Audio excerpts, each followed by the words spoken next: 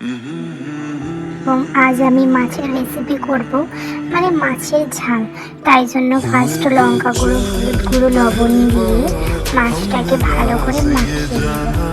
মাখানোর পর কড়াই আমি তেল দিয়ে দিয়েছি, গরম করা হয়ে গেছে। তারপরে আমি মাছটাকে দিয়ে দিলাম। দেওয়ার পর তখন আমার মাছটা কড়া কড়া করে ভাজা হয়ে গেছে।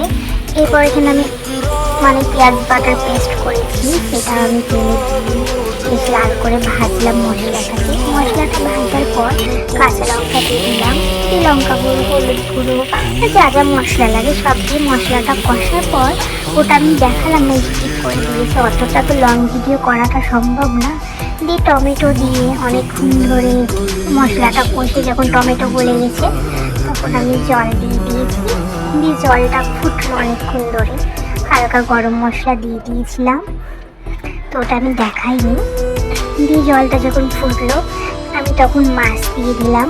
দিয়ে হালকা ফুটার পর ধনে পাতা উপরে ছিটকে দিলাম আমি।